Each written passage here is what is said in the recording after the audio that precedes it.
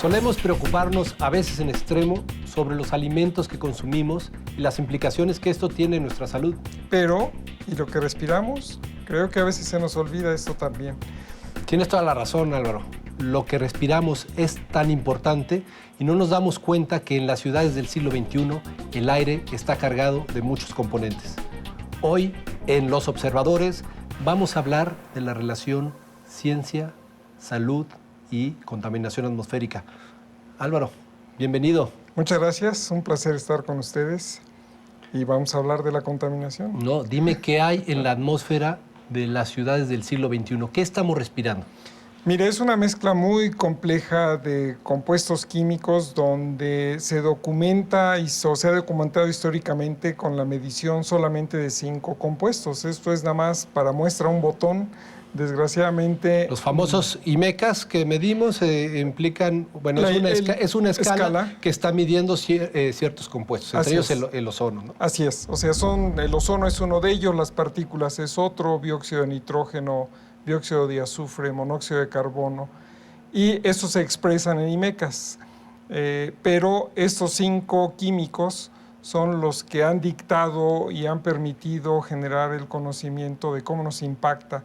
Y el impacto es en una gran variedad de partes de nuestro organismo y puede ir desde retrasar el crecimiento de un bebé en formación hasta el cáncer de pulmón, por ejemplo. Y entonces la interrogante es cómo algo que le llamamos la contaminación puede tener un espectro, una variedad tan grande de enfermedades, y eso es lo que motiva nuestra investigación. O sea, hay un riesgo desmedido de poner en una generalidad tan grande una cantidad que puede alcanzar los cientos o los miles de químicos y simplemente llamarle contaminación del aire. Así es, así es. En particular, tu trabajo se enfoca a 2 correlaciones de esta información a la que tienes acceso con 2 padecimientos.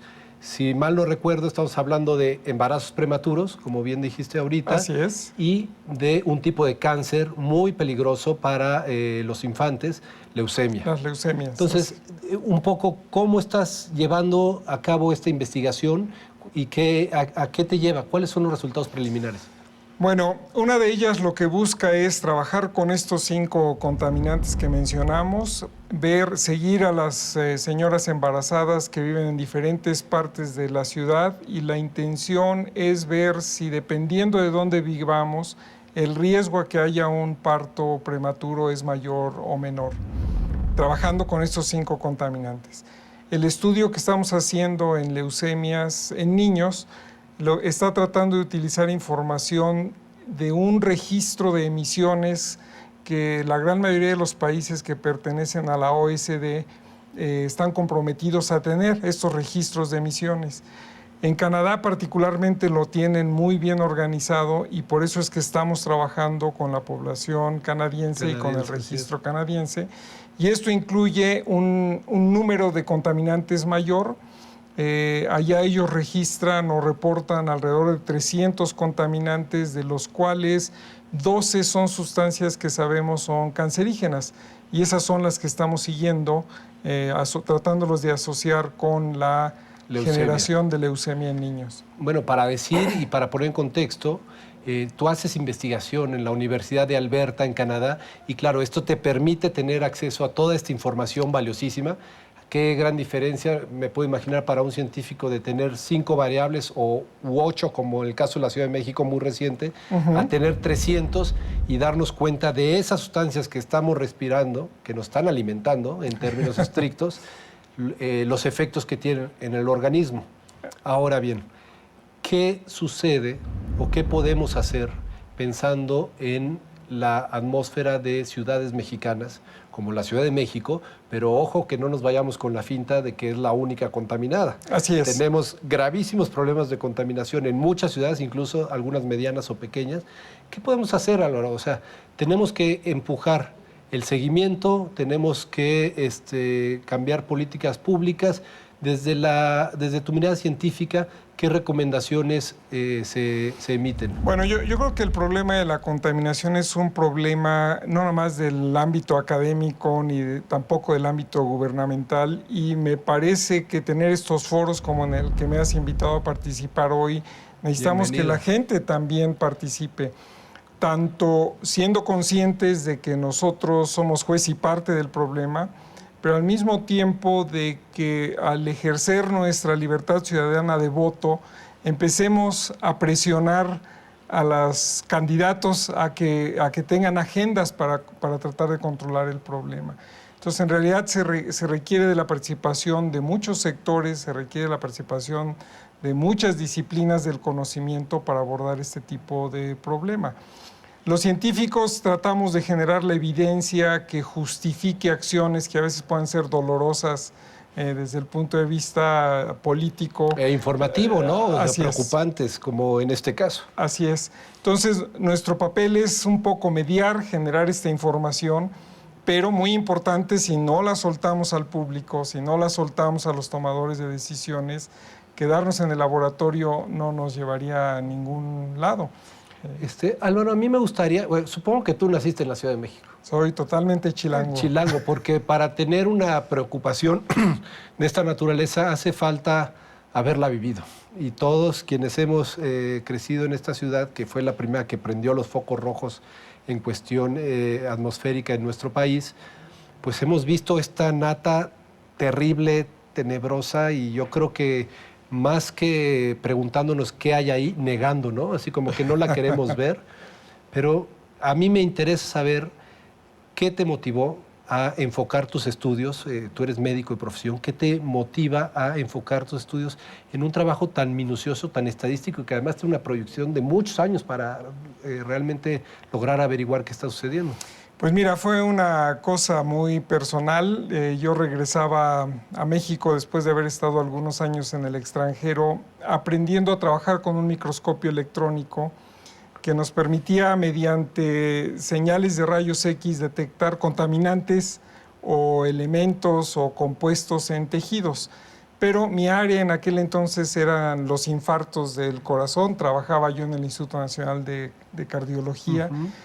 Y llegó el momento de regresar a México, y cuando el avión empezó a meterse al Valle de la Ciudad de México y me asomé a la ventana y vi que todo se puso café, dije, ¿qué está pasando aquí? Y me percaté desde arriba hacia abajo de lo que antes solamente había visto de abajo para arriba, y dije, esto no puede ser. Y afortunadamente esta técnica que aprendí, o este método de análisis que aprendí, nos permitía estudiar pulmones buscando estos contaminantes atrapados en los pulmones. Y ese fue el inicio. Cuando tú entrabas a estos pulmones, físicamente los visualizabas, ¿encontrabas los contaminantes? Así es. Así como quien encuentra la nicotina en el fumador. Así es. Ahora, dime qué encontrabas. Ni modo, esa es la parte dura. Prepárense, pero dime, de entre estos cientos de componentes, ¿cuáles son los más graves, las partículas más graves, más tóxicas que podemos llegar a encontrar? Bueno, quizás la manifestación más común es que ves a los pulmones tatuados, así se ven como líneas negras, de tatuajes de tinta negra en los pulmones, que representa todo lo que llamaríamos nosotros carbón, que se va almacenando y se va almacenando en los pulmones. Dentro de ese carbón existen sustancias que sabemos ahora son capaces de producir cáncer, por ejemplo. Ese sería un ejemplo. Otro ejemplo que posteriormente nos llevó a estudiar a la ciudad de Mexicali, que ahorita es la número 1 en contaminación en la ¿Como República. consecuencia de las maquiladoras? ¿O? Por consecuencia del crecimiento, por consecuencia de tráfico, pero en esta ciudad por lo que el viento arrastra de los desiertos del derredor.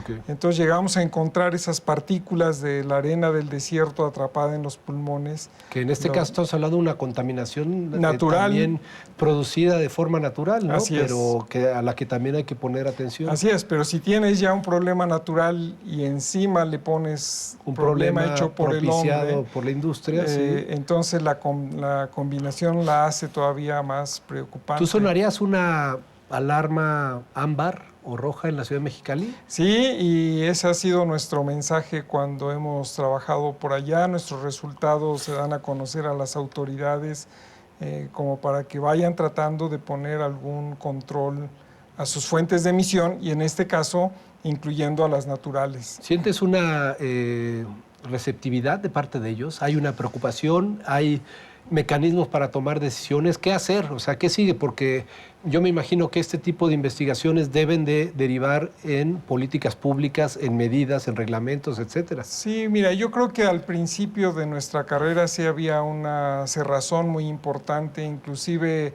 nosotros en colaboración con la UNAM tomábamos nuestras propias muestras de aire. En la actualidad, las gentes que manejan las redes de monitoreo normalmente comparten los resultados con los investigadores. Si me preguntas de los 80s ahorita, es un mundo totalmente diferente.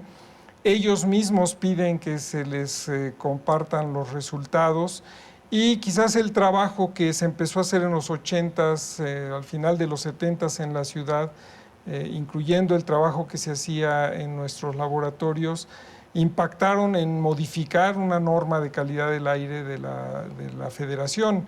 Y México fue uno de los primeros países que bajó la norma de calidad para material particulado, por ejemplo, y nos hicimos líderes en el mundo por haber dado un paso. Lo cual es una excelente noticia. Así es.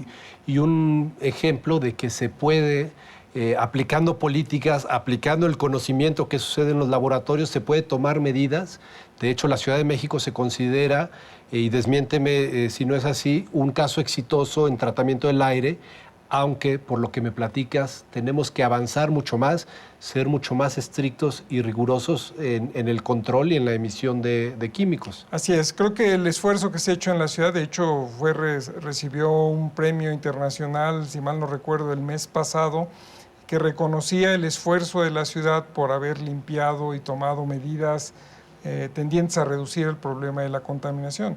No está resuelto, todavía hay mucho por hacer. Este año han repuntado los problemas con ozono, por ejemplo, pero también una ciudad de esta magnitud, con la geografía de tener montañas que impiden la ventilación, representa un reto muy, muy importante que va más allá otra vez, que requiere de la participación de muchas disciplinas para poder abordar el problema y eventualmente resolver el problema o dar información a los tomadores de decisiones para que la regulación ayude también a controlarlo. Álvaro, tú por cuestiones profesionales viajas y vives ahorita en uno de los países cuya transparencia de aire es reconocida en todo el mundo, los bosques canadienses con esta limpieza.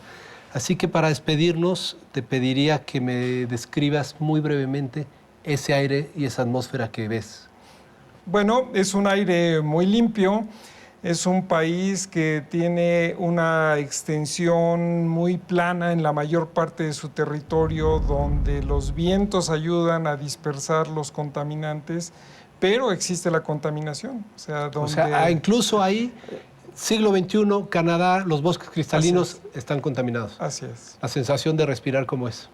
Es diferente. Diferente. Lo recibe bien un chilango, ¿no? Se siente un aire más ligero. Notas la diferencia. Llegar aquí huele a la contaminación, pero no es que esté totalmente limpio. El problema está afectando a todas las grandes ciudades del mundo. El problema afecta a todas las ciudades y yo creo que es un punto para que reflexionemos profundamente. Decía Pío Baroja, el escritor español, que el hombre puede estar 1 milímetro arriba del mono o 1 milímetro abajo del cerro. Corresponde a todos tomar conciencia sobre nuestra huella y saber que todo lo que lancemos al medio ambiente, tarde o temprano tendrá implicaciones. Álvaro, muchísimas gracias por venir aquí a Los Observadores. Un placer, gracias.